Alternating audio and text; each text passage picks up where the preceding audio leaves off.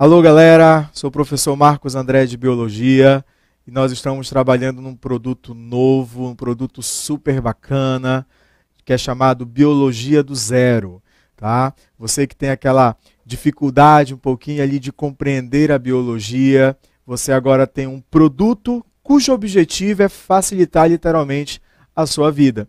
É justamente te permitir compreender a base da biologia, te dá respaldo para que você tenha maior facilidade de acompanhar as nossas aulas, os nossos outros produtos, como Foca na Medicina, por exemplo, e assim você não temer fazer qualquer tipo de cursos de vestibular, ter o objetivo que é, de repente, fazer o curso de medicina, não apenas a medicina, mas qualquer outro processo seletivo, mas de uma certa maneira você ter aquele receio com a biologia, o Biologia do Zero é aquilo que vai te auxiliar a compreender a biologia de uma forma bem legal, bem tranquila, bem simples, porém com bastante informação.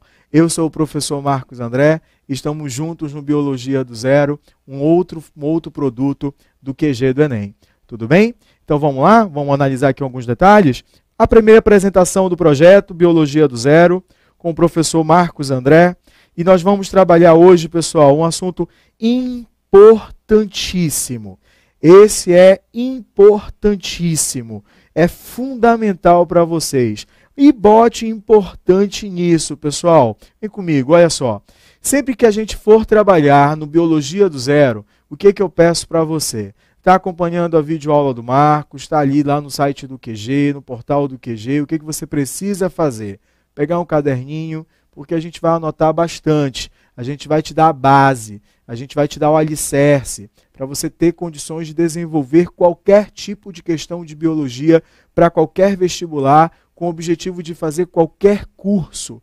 Então é necessário que você tenha o seu caderninho para acompanhar as nossas explicações, para acompanhar as nossas discussões.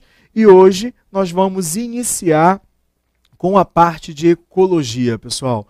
Então toma muito cuidado, muita atenção, porque é de fato um dos assuntos mais importantes. Se você tem como principal objetivo o Enem, aí não precisa nem falar, né? Porque ecologia é de longe o assunto ou o eixo temático da biologia mais cobrado pelo Exame Nacional do Ensino Médio. Então vamos comigo? Vamos analisar agora um slide inicial para começar a discussão sobre ecologia? Vamos juntos? Pessoal, primeiro eu apresento aqui um conceito para vocês. Ecologia, o conceito mais simples que eu acho desta área de conhecimento biológico. É o estudo científico das interações entre os seres vivos, só cortar esse Szinho aqui, tá bom? E destes com o ambiente.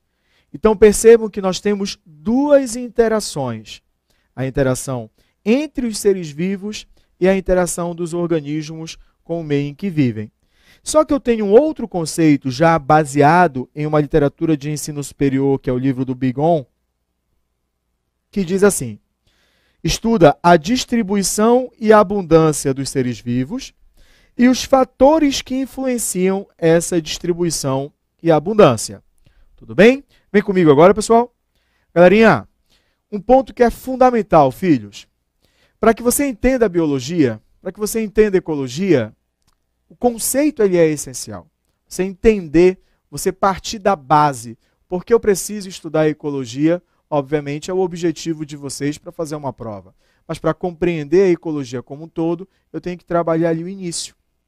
Então, o conceito de ecologia, a palavra ecologia vem de oikos, quer dizer casa, logos quer dizer estudo. Esse termo foi proposto por Ernest Haeckel há muito tempo atrás. Seria o estudo da casa, o estudo do meio ambiente. E com o passar do tempo, ele foi, de uma certa maneira, sendo ali, digamos assim, complementado, até chegar ao conceito que eu vos apresentei, né?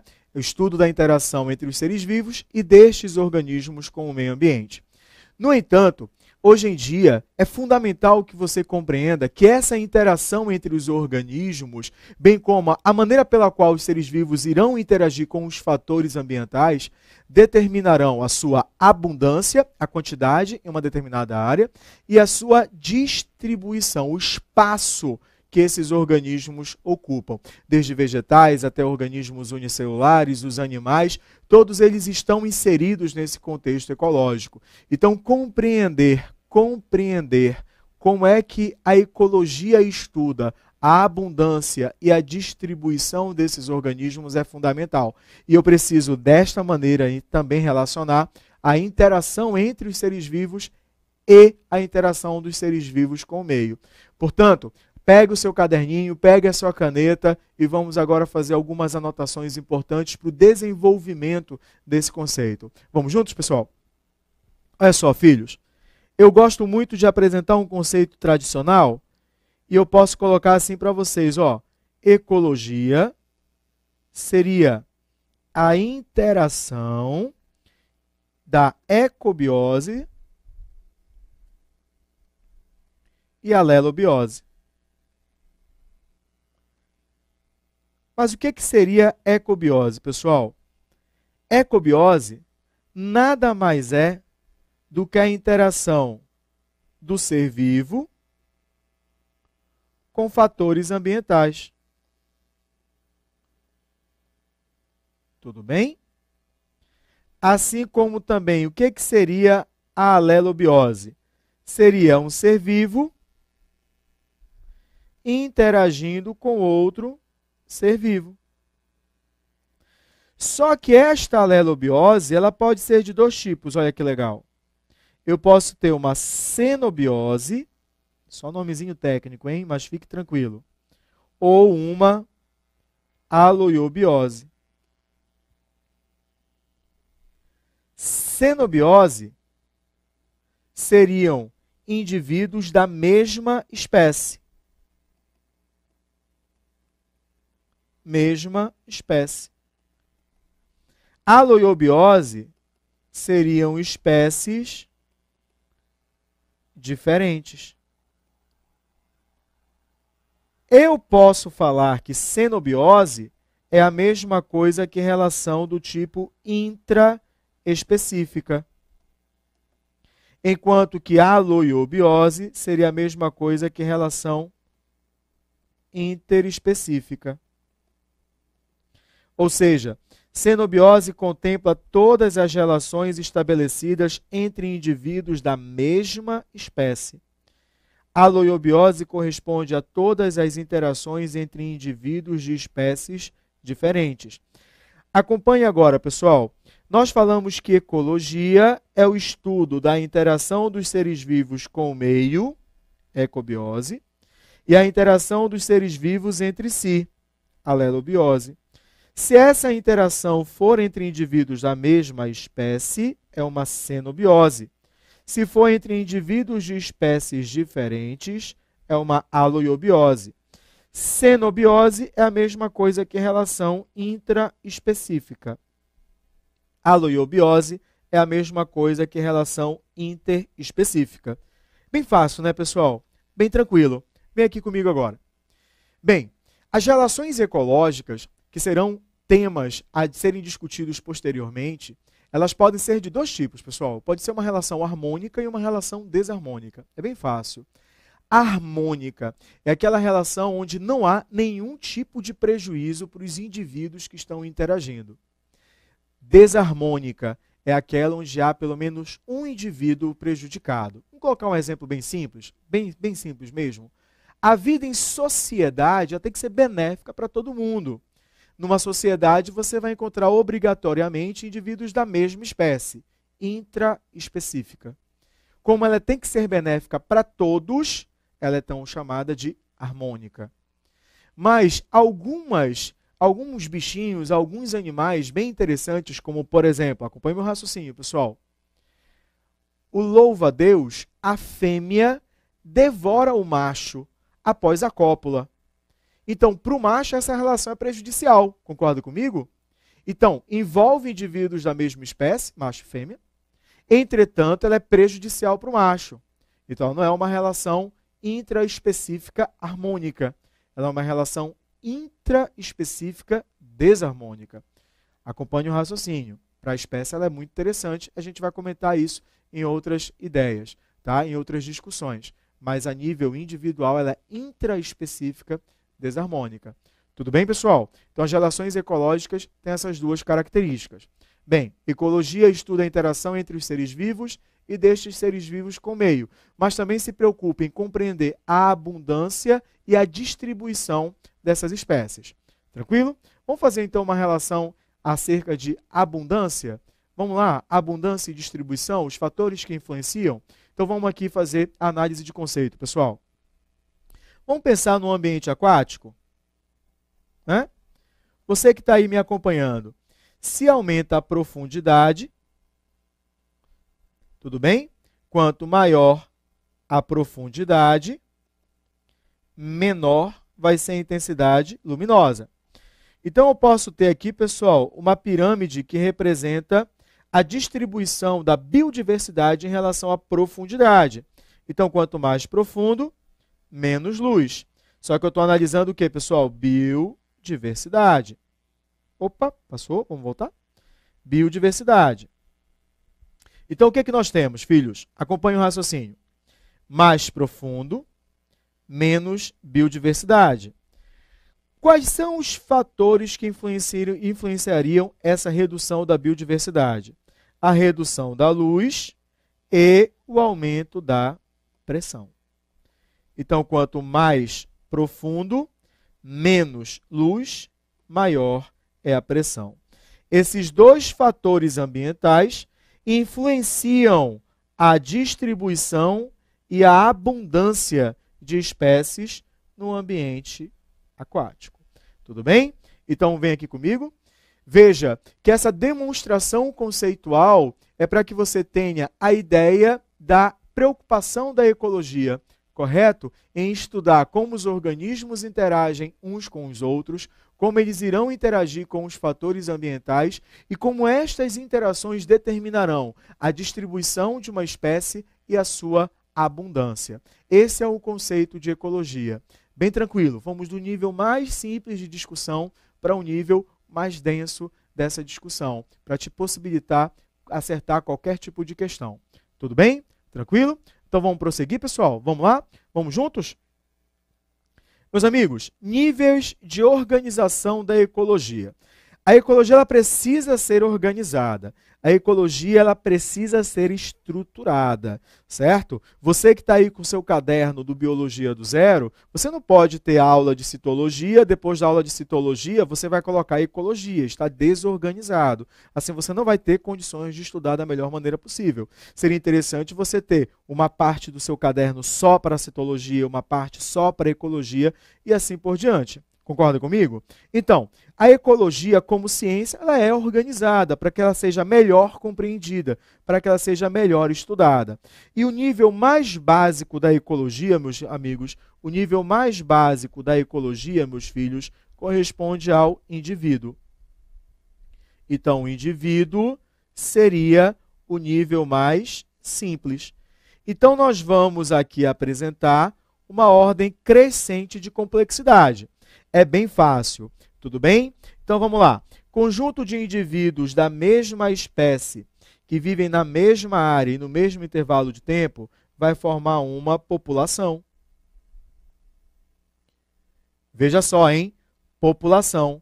População, eu estou trabalhando com mesma espécie. Cuidado, hein? No mesmo intervalo de tempo e na mesma área. Beleza?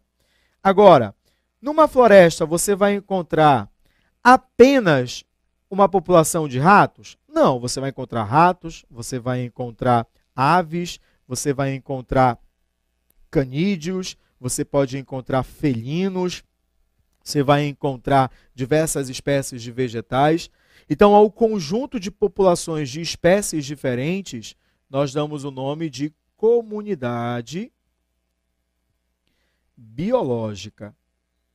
Comunidade biológica é mais ampla, hein, meus filhos? Por quê?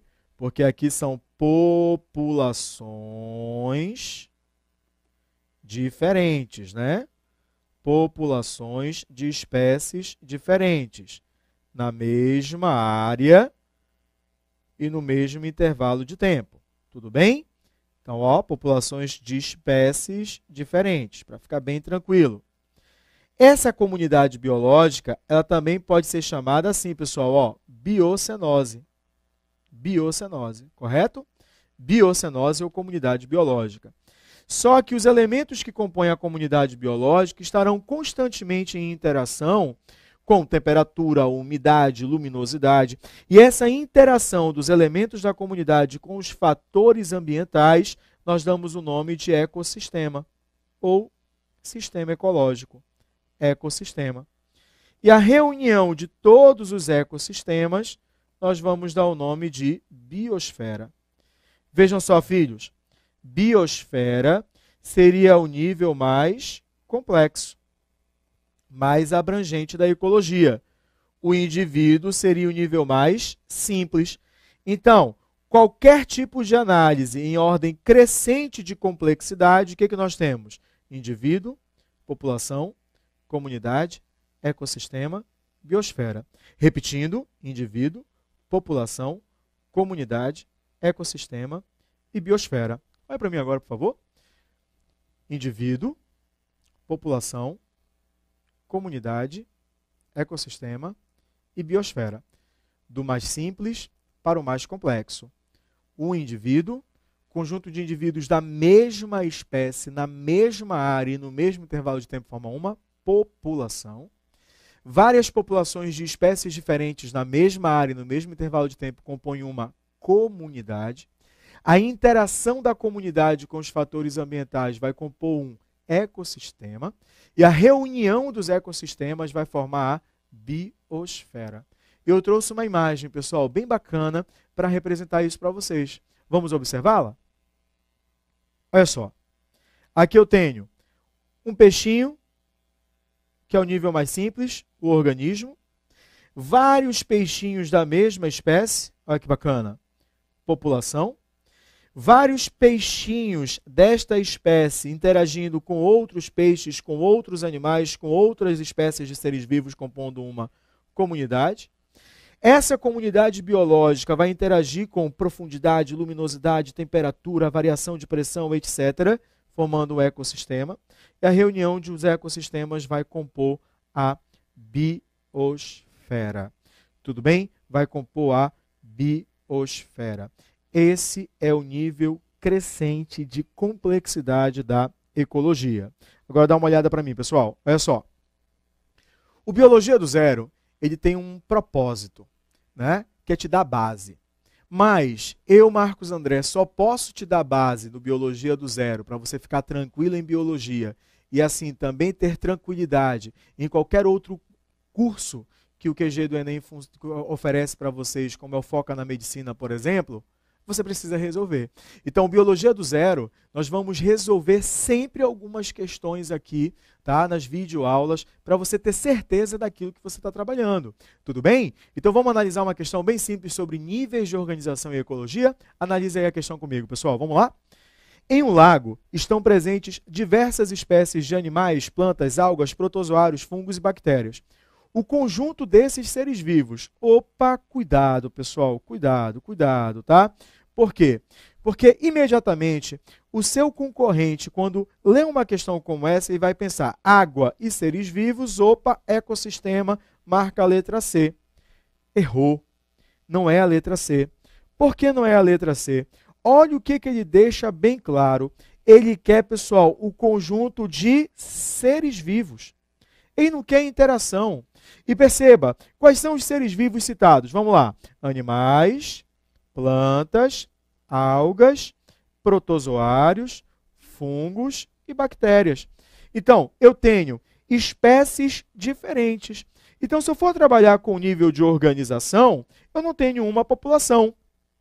Tudo bem? Por quê? Porque eu tenho espécies diferentes. Então, eu tenho uma comunidade biológica. E eu tenho certeza absoluta, pessoal, você que está aí copiando, está aí anotando, está prestando atenção, está concentrado, pega uma questão como essa, vai sorrir, não tem como não sorrir. E a alternativa correta é a letra B de bola, uma comunidade biológica. Tudo bem? Vem comigo então. Deu para perceber a diferença? Indivíduo, população, mesma espécie, mesma área, mesmo intervalo de tempo. Comunidade, espécies diferentes, populações de espécies diferentes na mesma área, no mesmo intervalo de tempo. Ecossistema, interação dos elementos da comunidade com os fatores ambientais. E biosfera, a reunião de todos os ecossistemas. Tudo tranquilo aí? Beleza? Vamos passar para o próximo ponto agora, pessoal? Por favor, vamos lá? Turma, componentes básicos de um ecossistema. É fácil para você analisar. É fácil de você entender. Vamos lá, vem aqui comigo, ó. Eu disse que ecossistema é uma interação, correto? Eu disse ainda há pouco, ecossistema é uma interação. Eu posso falar que ecossistema é a interação de alguns fatores ou de alguns componentes. Perfeito? É anotar tudo direitinho e acertar em prova, pessoal. Quais são os fatores que compõem o ecossistema? Eu tenho os fatores bióticos e os fatores abióticos. Biótico, abiótico. Prefixo A, ausência. Bio, vida. Biótico, com vida. Abiótico, sem vida.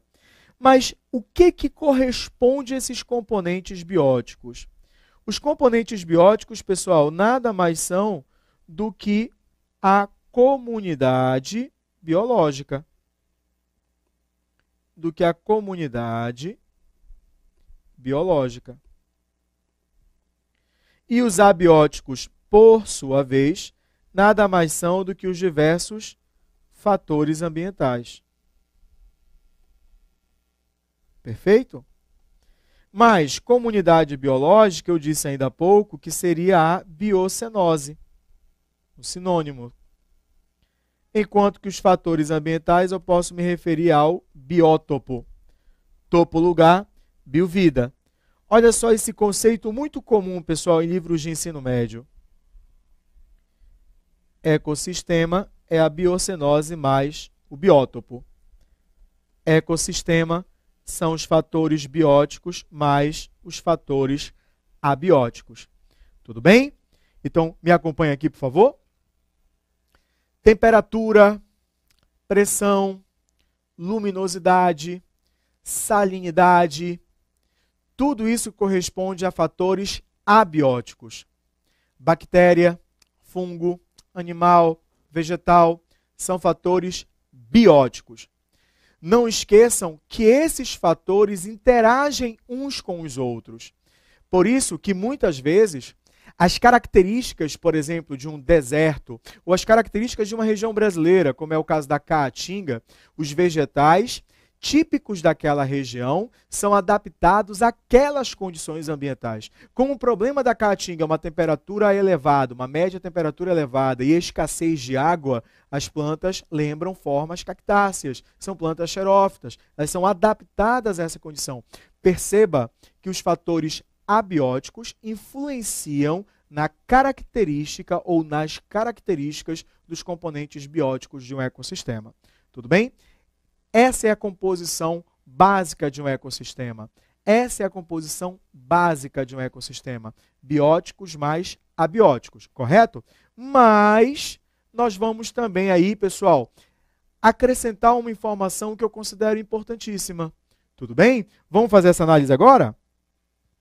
Quem são os componentes bióticos de um ecossistema? Vejam só, filhos, eu estou trabalhando apenas com os componentes bióticos. Então, quem são esses componentes bióticos? É fácil, vamos notar agora, ó. Componentes bióticos de um ecossistema. Quem são esses componentes bióticos? Número 1 seriam os produtores. Esses organismos chamados de produtores também são conhecidos como autótrofos. Eles são capazes de produzir o seu próprio alimento. São capazes de utilizar o gás carbônico e, a partir do gás carbônico, produzir matéria orgânica, produzir carboidrato. Carboidrato, glicose, você sabe que pode ser armazenado na forma de amido. E esse carboidrato vai ser fonte de energia. Os produtores, eles não precisam de outros seres vivos para obter matéria orgânica. Eles mesmos sintetizam essa matéria orgânica. E, meus amigos, existem dois tipos de processos responsáveis pela produção de matéria orgânica. O principal vai ser a fotossíntese. Tudo bem? E existe um outro processo chamado de quimiossíntese. Marcos, eu sempre ouço falar em fotossíntese. É o mais tradicional. O que é a fotossíntese? É o gás carbônico reagindo com a molécula de água, na presença de luz e de uma molécula fundamental, que é a clorofila, vai produzir carboidrato, glicose, e vai também liberar gás oxigênio. A fonte de energia utilizada para esse processo é a luz, a energia luminosa. Mas, para isso, é necessário a presença de clorofila. Tudo bem, meus amigos? Esse é o processo mais comum. Qual é a diferença da quimiossíntese para a fotossíntese? É que a fonte de energia da quimiossíntese não é a luz. A fonte energética da quimiossíntese é a energia da oxidação de compostos inorgânicos. Então, algumas bactérias oxidam substâncias inorgânicas, libera energia, e essa energia é então utilizada para a produção de carboidrato, para a produção de matéria orgânica a partir de gás carbônico. Toma muito cuidado, pessoal, com os organismos consumidores. Os organismos consumidores são seres heterótrofos. Hétero, diferente. São organismos incapazes de produzir o seu próprio alimento.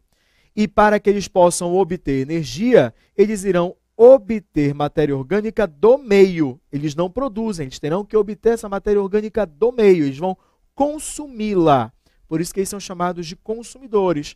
Nós, animais, por exemplo, somos consumidores. Tudo bem, pessoal? E existe um terceiro componente fundamental, que são os decompositores.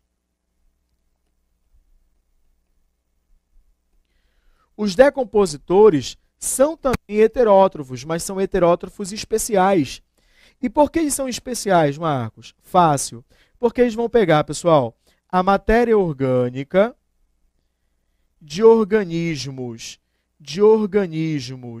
mortos e vai transformá-la em elementos minerais. Então, os decompositores, pessoal, eles atuam na reciclagem de nutrientes.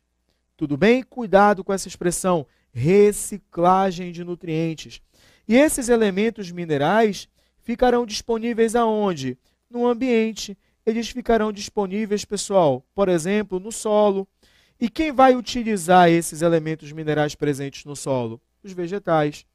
Percebam que os decompositores são indispensáveis por reciclarem essa matéria. Eles atuarão basicamente sobre os organismos que morreram.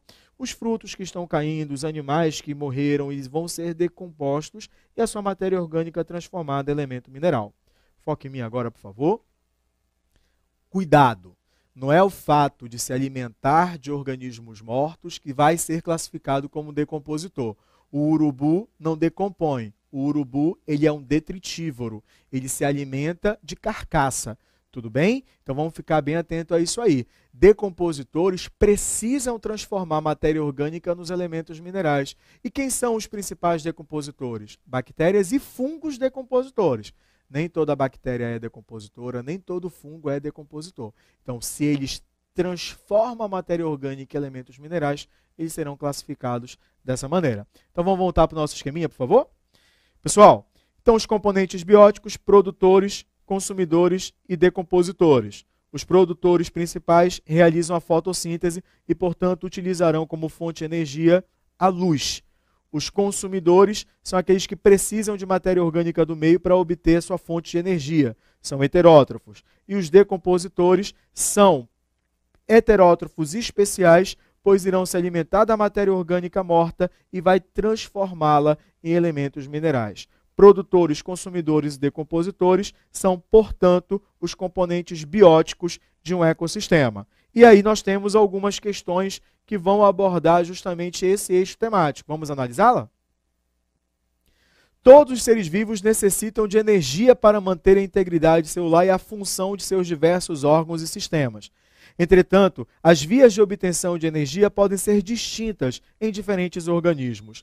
Qual das sentenças abaixo explica corretamente as diferenças entre autótrofos e heterótrofos? Os autótrofos são também chamados de produtores, os heterótrofos são também chamados de consumidores. Os autótrofos vão produzir a sua matéria orgânica e vão degradá-la para gerar energia. Tudo bem? Então, eles fazem, por exemplo, a fotossíntese e a respiração. Já os heterótrofos, apenas a respiração. Eles vão degradar a matéria orgânica que eles vão obter do ambiente. Correto? Os autótrofos farão a respiração celular, farão a fotossíntese. Os heterótrofos, apenas a respiração. Então, como os autótrofos são capazes de produzir o seu próprio alimento, eles vão, por exemplo, produzir energia utilizando gás carbônico e outros compostos inorgânicos para que haja essa produção de energia. Correto, pessoal? Então, não é uma questão tão direta assim, mas para nós vamos analisar cada uma dessas alternativas para você chegar a uma resposta bem tranquila. Apenas os heterótrofos dependem de compostos químicos no ambiente para gerar energia? Não. Autótrofos e heterótrofos dependerão. Somente os heterótrofos precisam de oxigênio para produzir ATP? Claro que não, os autótrofos também podem ser aeróbios. Apenas os heterótrofos possuem mitocôndrias? Não, os autótrofos eucariotos também apresentarão mitocôndria. Os heterótrofos, mas não os autótrofos, realizam respiração celular? Não, todos realizam respiração celular. Então, a alternativa correta para o nosso aluno da biologia do zero ficar feliz é a letra D. Somente os autótrofos produzem energia utilizando inicialmente gás carbônico e outros compostos inorgânicos. Tudo bem? Meus amigos, assim fechamos o primeiro bloco de introdução à ecologia. Tá certo? No próximo bloco nós vamos dar continuidade a esse importantíssimo assunto para a sua prova de biologia, para a sua prova de vestibular e para o conhecimento básico dessa área.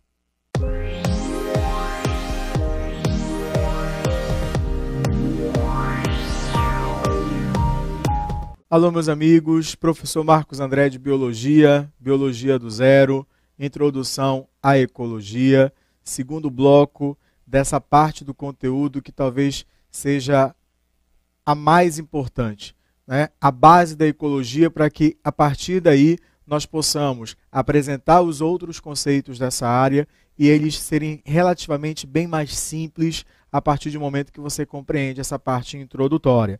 O Biologia do Zero tem o objetivo de te auxiliar, de te dar essa base para que você possa ter mais tranquilidade com biologia. E sempre nós vamos associar a conteúdo, a abordagem do assunto com a resolução de alguns exercícios aqui em cada videoaula. Vamos dar continuidade então? Pessoal, agora a gente vai começar a falar de um conceito importantíssimo. Nós falamos ainda há pouco, no primeiro bloco de introdução à ecologia, dos componentes básicos de um ecossistema, produtor, consumidor e decompositor, a função de cada um deles. Agora, nós vamos falar de duas palavrinhas, uma palavrinha e uma expressão, que elas são corriqueiras em provas de vestibular, mas são fundamentais para a compreensão da ecologia como um todo, que seria hábitat e nicho ecológico. Tudo bem? Hábitat e nicho ecológico. Dá uma olhadinha agora, pessoal, para a gente anotar e você perceberá que são muito simples os conceitos relativos a hábitat e a nicho ecológico. Vamos comigo?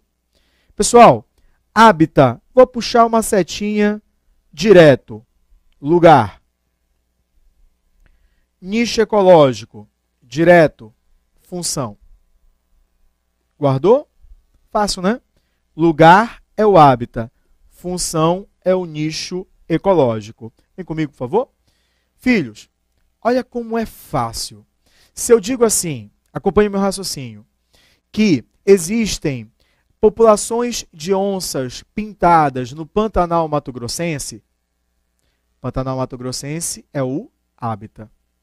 Essas onças são animais predadores, podem às vezes ficar sobre as árvores. Isso é o seu nicho ecológico.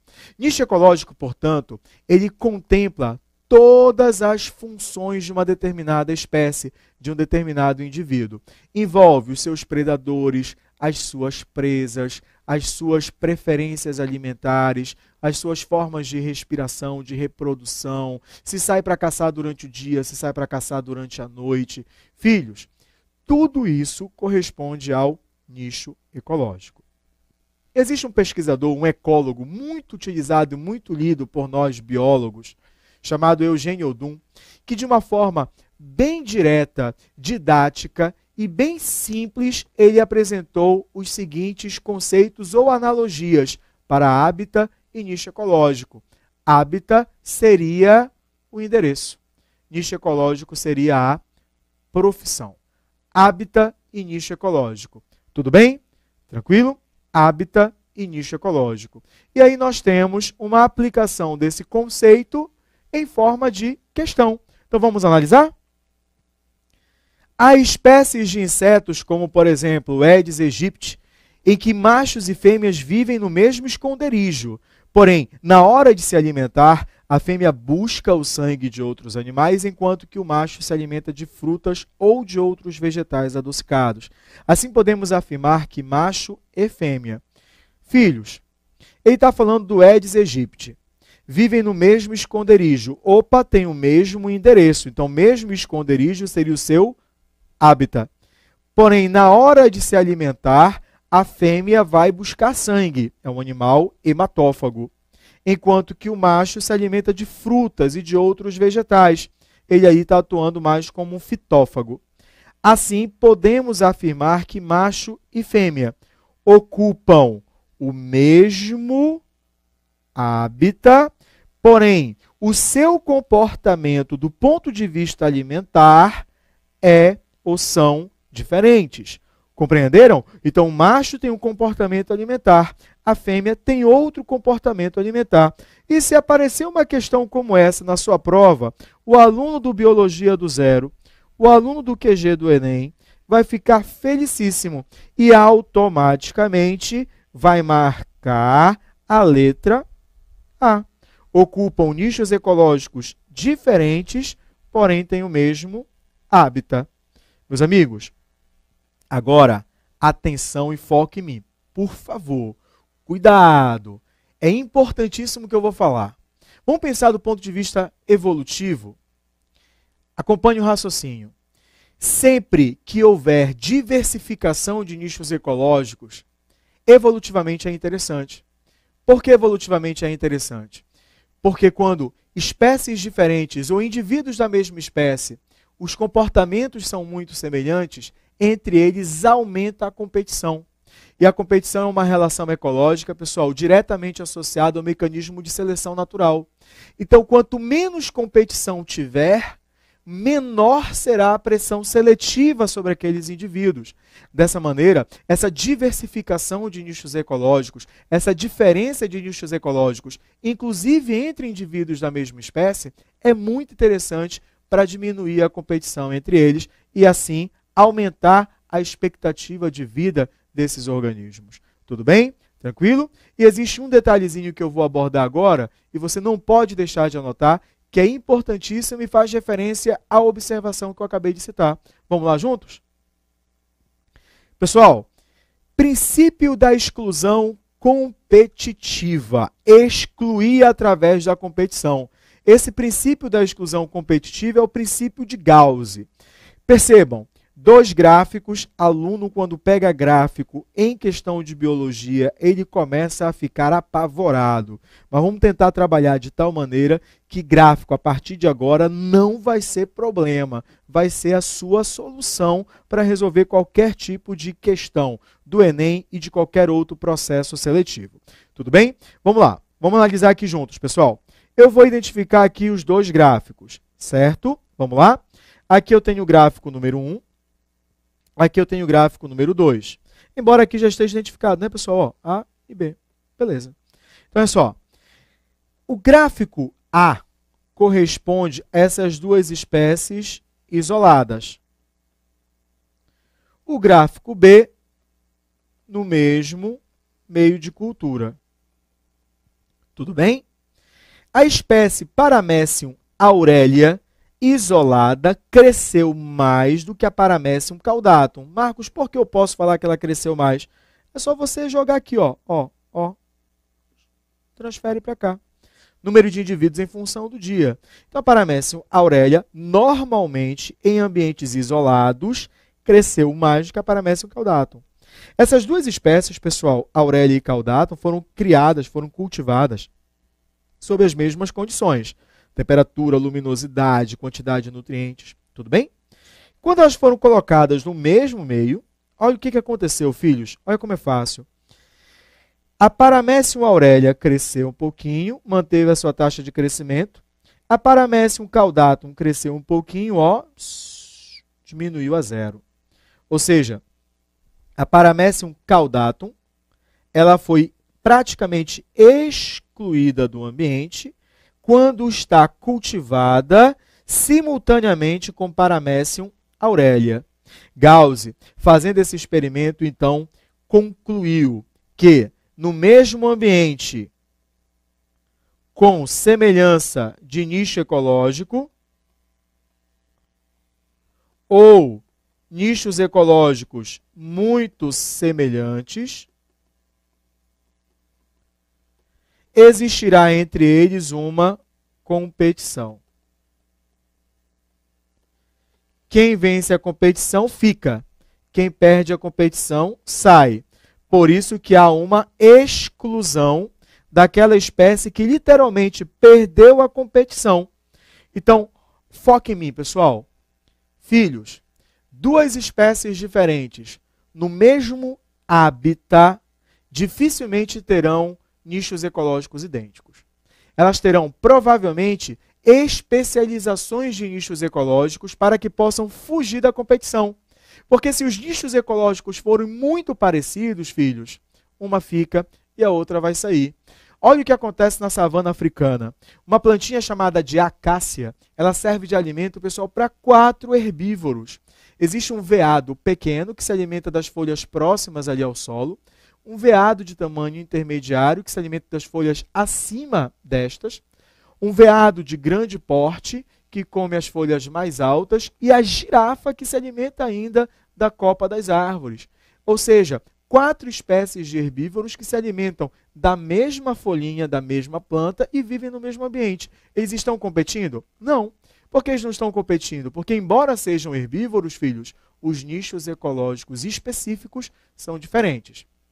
No ensino superior nós falamos nicho ecológico efetivo, o fato de ser herbívoro, fundamental, o fato de ele ser herbívoro, e efetivo, se ele se alimentar embaixo, no meio e em cima. O nicho ecológico efetivo é para fugir do processo de competição. Deu para entender, filhos, o que é a exclusão competitiva? Tranquilo? Então vamos passar adiante, por favor? Galerinha, o que eu tenho agora? Eu tenho como esses organismos irão viver em um determinado ecossistema, estabelecendo o que nós chamamos de redes alimentares. Essas redes alimentares correspondem justamente ao fornecimento de energia, a maneira pela qual cada um deles irá obter energia para a sua sobrevivência, né? Então, eu tenho o que nós chamamos de redes alimentares e uma delas é a famosa cadeia alimentar. Acompanhe o raciocínio, pessoal. Toda e qualquer cadeia alimentar inicia com o produtor, passa pelos consumidores e finaliza nos decompositores.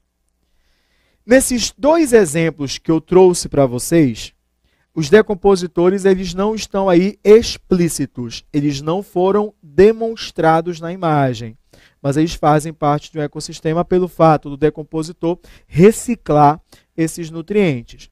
O que é uma cadeia alimentar, Marcos? É uma sequência na qual um ser vivo serve de alimento para o outro. No primeiro exemplo, que eu vou chamar de exemplo A, eu tenho uma cadeia alimentar relacionada a um ambiente de pasto. E no exemplo B, eu tenho uma cadeia alimentar aquática. As gramíneas, os vegetais, são os principais produtores da biosfera como um todo, né? Especialmente no ambiente terrestre. No ambiente aquático, o principal produtor corresponde ao fitoplâncton. Cuidado, filhos, cuidado. Sempre que estiver trabalhando em ambientes aquáticos, nós temos o plâncton, que são seres errantes, flutuantes, o nécton, que são seres que nadam ativamente, e o bênton, que são seres que vivem bem no fundo. O plâncton é dividido em fitoplâncton, que é o produtor, e zooplâncton, que corresponde ao consumidor primário.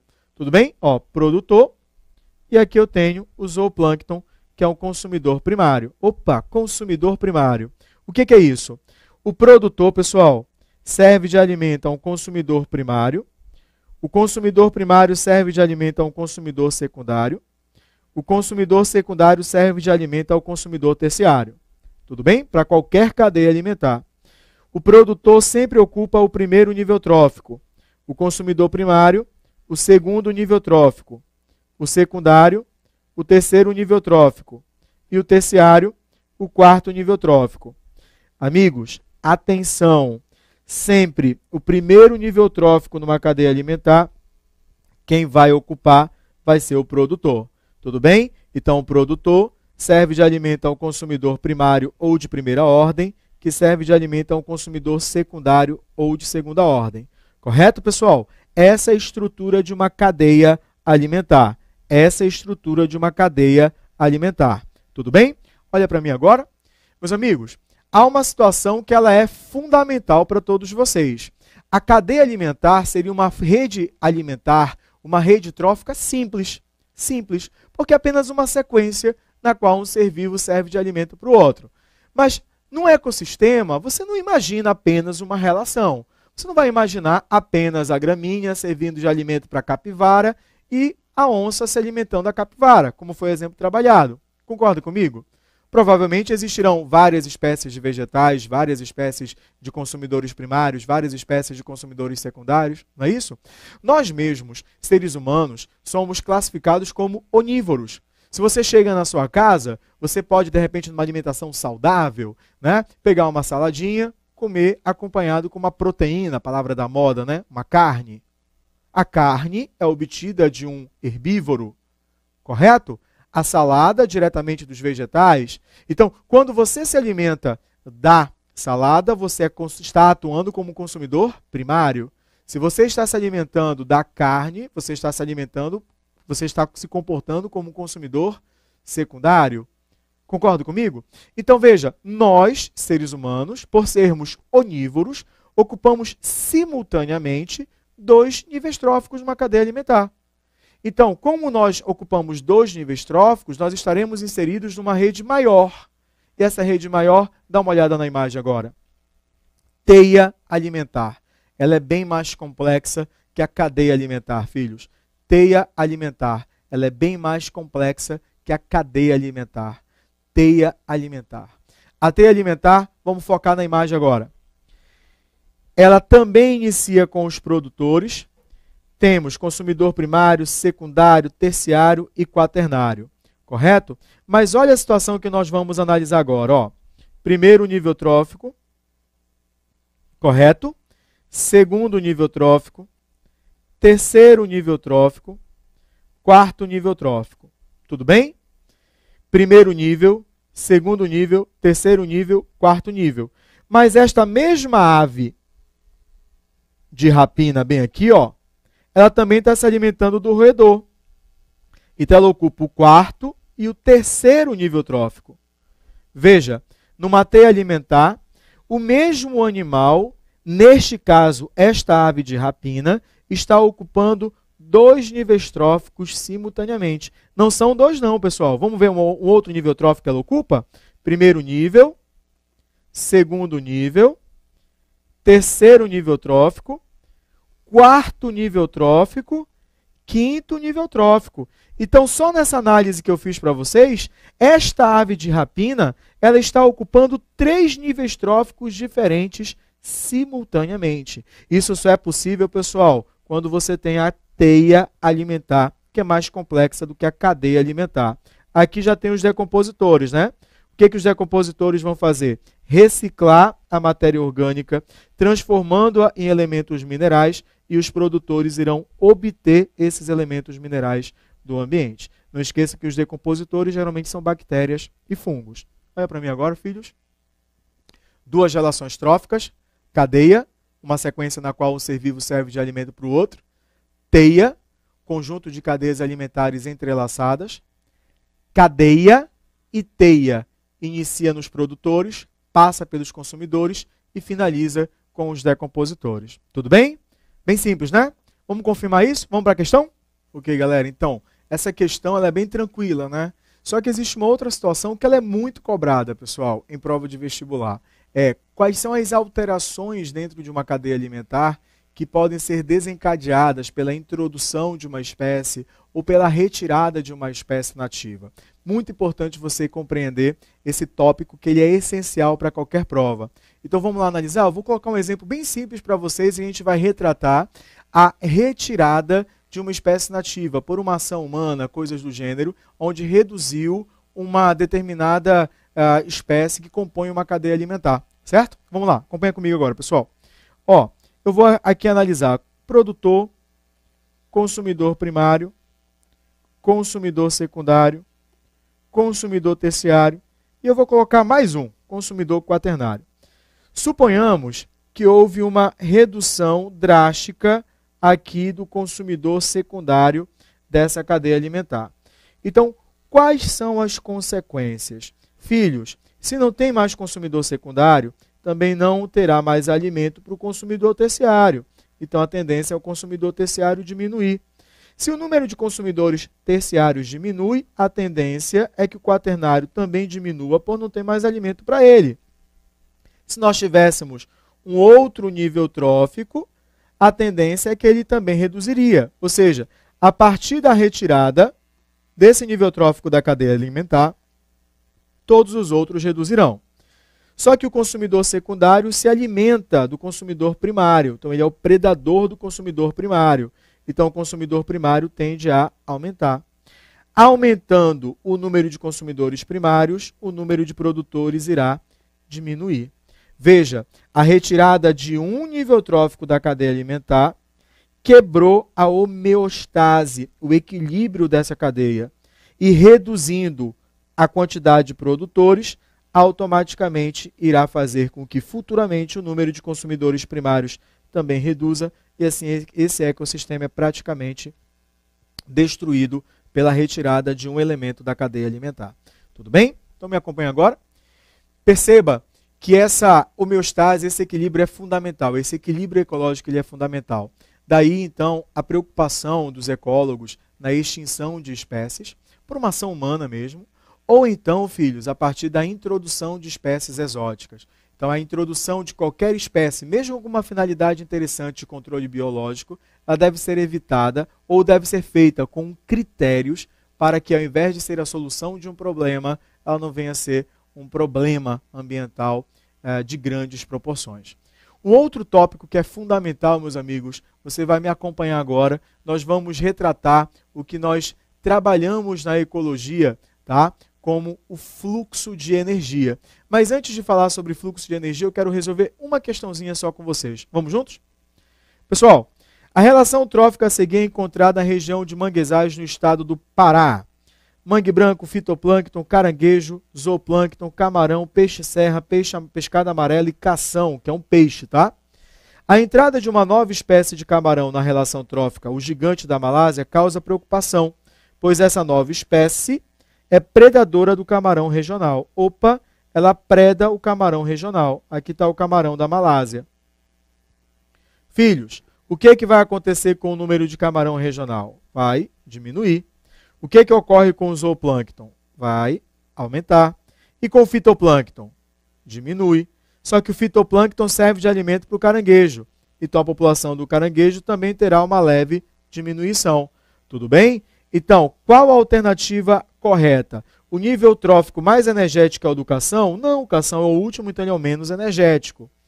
A entrada da espécie exótica promoverá o aumento da população de peixe-serra? Não, porque a população de peixes vai diminuir. A biomassa de pescada amarela é maior do que a biomassa do camarão regional? Não. Por quê? Porque o camarão regional tem que ter mais biomassa do que a pescada para que ele supra as necessidades alimentícias dela. Os peixes apresentados ocupam o mesmo nível trófico? Não, porque cação é peixe. Então, nos resta a letra C de casa. A população de caranguejos apresentará uma diminuição com a introdução desse camarão gigante da Malásia. Tudo bem? Tranquilo? Agora vem comigo, pessoal, por favor. Então, meus amigos, um outro assunto, um outro tópico que é fundamental para vocês é compreender quais as características do fluxo de energia em um ecossistema. Tudo bem? Quais as características do fluxo de energia em um ecossistema. Dá uma analisada agora na imagem, filhos, olha só. A energia luminosa vai ser capturada pelo produtor e ela vai ser transformada em energia química. E essa energia química vai ser então transferida aos demais componentes da cadeia alimentar. E eu vou utilizar para vocês um esqueminha bem simples, pessoal, bem tranquilo sobre isso. Ó. Produtor, consumidor primário, consumidor secundário. Perfeito? Qual é o detalhezinho agora? Vamos lá. Sempre a energia flui do produtor para o consumidor. Sempre, sempre, sempre. Então a energia ela é dita unidirecional. Sempre vai ser assim, pessoal. Um outro detalhezinho que é importante. Vamos supor que o produtor produziu 150 mil quilojoules de energia. Só um valor arbitrário, tá, filhos? Não se assustem com o valor.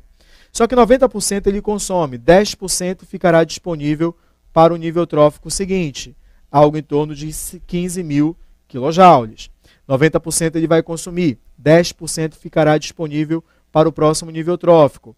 Algo em torno de 1.500 quilojoules. Veja, a energia do produtor ela é maior que a energia do consumidor primário, que é maior que a energia do consumidor secundário. Então, a energia, quando passa de um nível trófico para o outro, ela diminui. Então, a gente diz que a energia ela é decrescente. Decrescente. Vai diminuindo. E um outro fator importante, todos os seres vivos vão liberar energia para o ambiente na forma de calor. E essa energia dissipada para o meio na forma de energia calorífica, ela não é reaproveitada. Então, a energia ela é dita acíclica. Em um ecossistema, a energia ela é acíclica. Então, ratifica o que nós estamos trabalhando. A energia é unidirecional, sempre vai do produtor para o consumidor. Decrescente, porque ela vai diminuindo com o passar dos níveis tróficos. E acíclica, porque parte da energia cedida para o ambiente na forma de calor não é reaproveitada. Então, foque em mim. Para finalizarmos a observação, que eu digo que ela é crucial.